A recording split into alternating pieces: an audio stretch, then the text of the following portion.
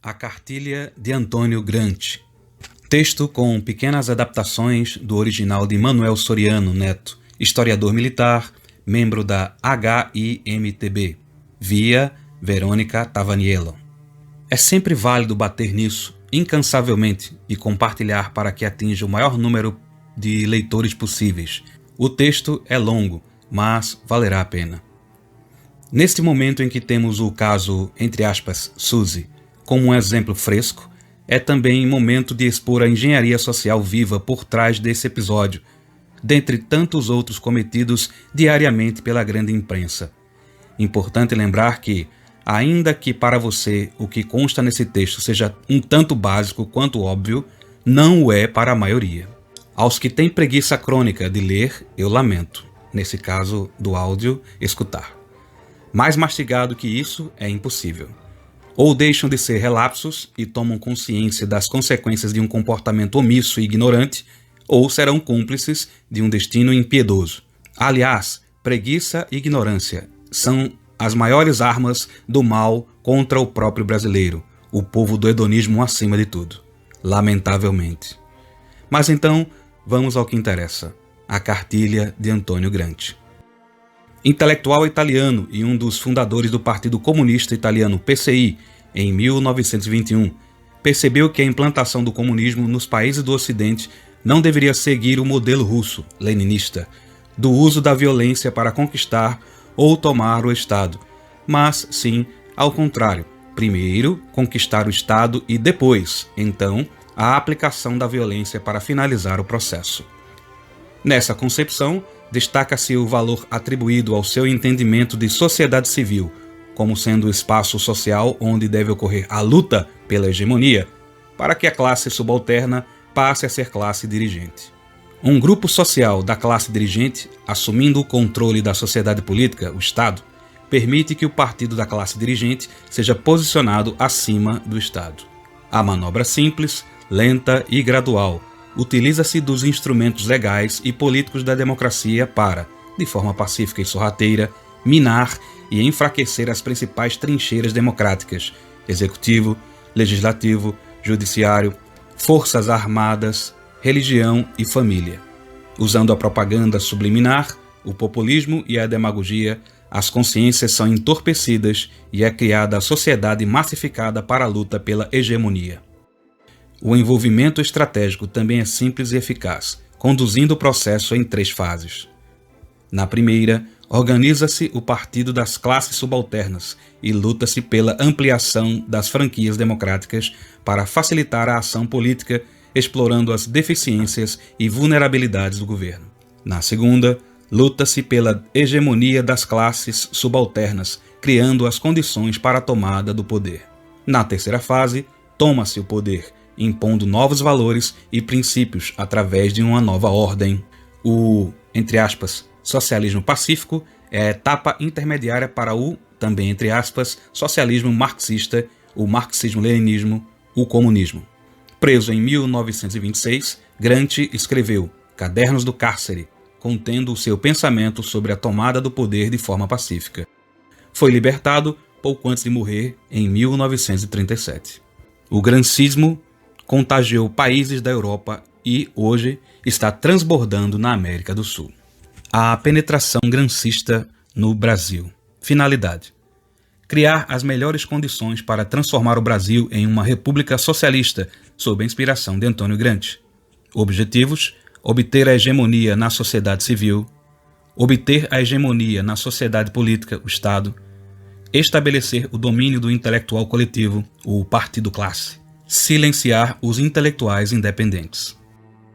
O método: realizar a transformação intelectual e moral da sociedade pelo abandono de suas tradições, usos e costumes, mudando valores culturais de forma progressiva e contínua, introduzindo novos conceitos que, absorvidos pelas pessoas, criam um senso comum modificado, gerando uma consciência homogênea, construída com sutileza e sem aparente conteúdo ideológico, buscando a identificação com os anseios e necessidades não atendidas pelo poder público.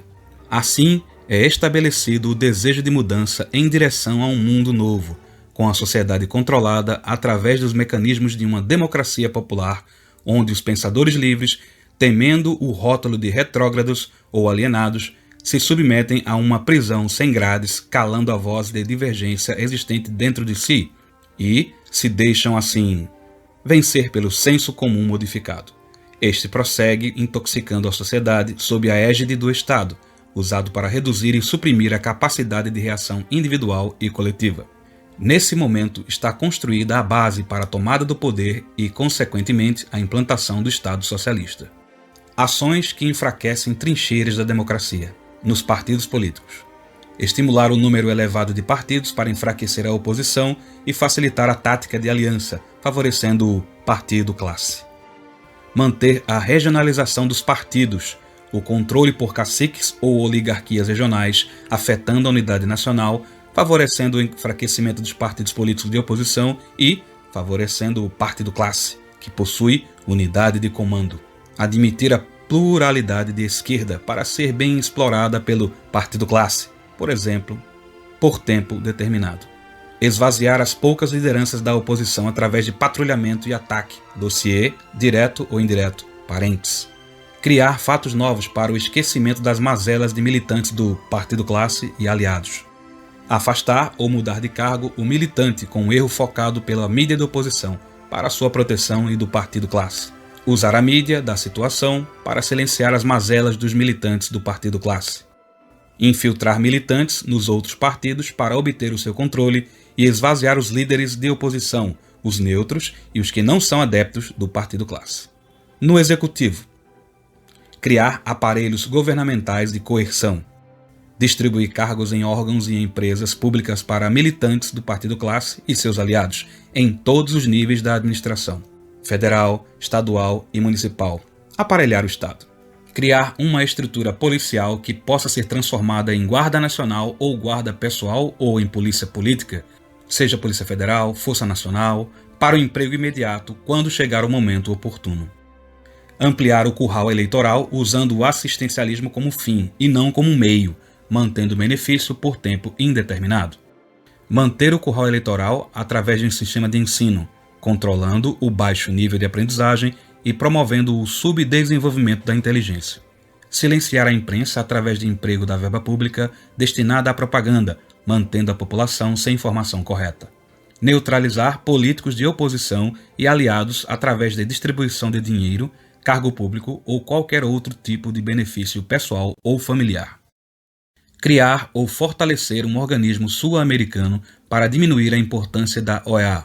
Participar de um bloco sul-americano de repúblicas socialistas democráticas. Facilitar a penetração cultural e a projeção dos intelectuais orgânicos. Denegrir heróis nacionais. Enaltecer militantes da ideologia marxista.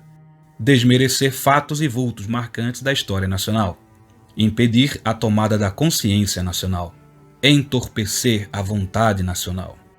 Eliminar valores do processo histórico-cultural nacional. Mudar usos e costumes. Enfraquecer o moral nacional. Mudar traços da identidade nacional.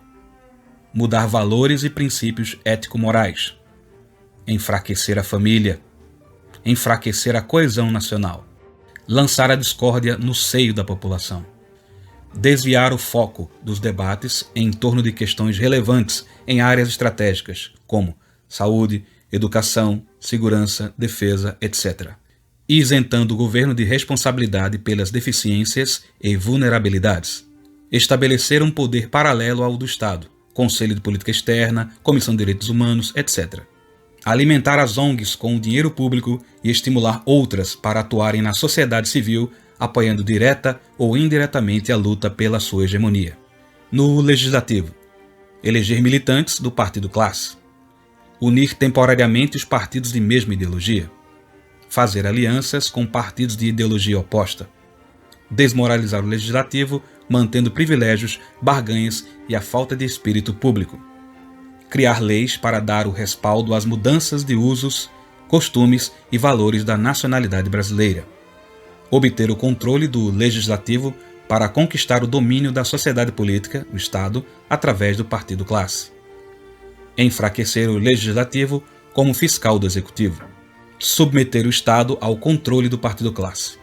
No Judiciário, retardar ou impedir a modernização da estrutura do judiciário, retardar ou impedir o aperfeiçoamento do funcionamento do judiciário, estimular o corporativismo extremado na magistratura, manter o magistrado afastado do povo e das suas necessidades, difundir na sociedade civil as ideias de parcialidade, ineficiência e improbidade do judiciário, desacreditar o judiciário perante as classes subalternas, explorando a lentidão funcional e a corrupção e privilégios dos magistrados como funcionários públicos, aparelhar o judiciário.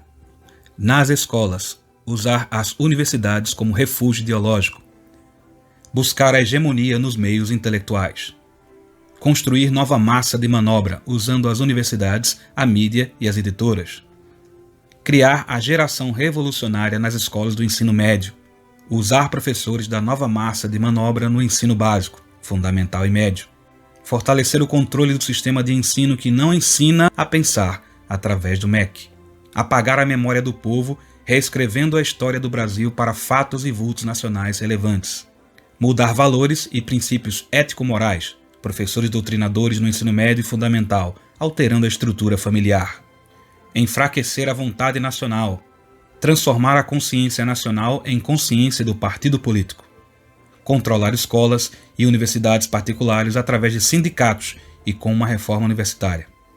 Nas Forças Armadas, enfraquecer a união dos militares, afastando os da ativa dos inativos, enfraquecer o espírito de corpo, separando os oficiais generais da tropa, introduzir, a curto prazo, o uso de drogas entre os militares, disseminar, a médio prazo, o homossexualismo entre os militares, preparar, a longo prazo, as gerações de chefes militares que servirão ao governo e não à pátria, modificando a grade curricular das escolas de formação, enfraquecer a credibilidade e a confiança da população nas Forças Armadas, desestimular profissionalmente os militares que servem à pátria e não ao governo, criar um ambiente em que os oficiais terão apenas a visão da expressão militar e não de todo o poder nacional, enfraquecer o espírito combativo de fundamental importância num confronto bélico. Conclusão: o pensamento de Gramsci está sendo aplicado de forma dissimulada e protegida pelas franquias da democracia, tornando difícil a sua identificação, especialmente por aqueles que desconhecem sua obra. Conhecendo o pensamento de Gramsci, as técnicas para sua aplicação e com uma análise paciente e detalhada da conjuntura nacional, chega a ser surpreendente a infiltração do marxismo-gramscismo na sociedade brasileira atualmente.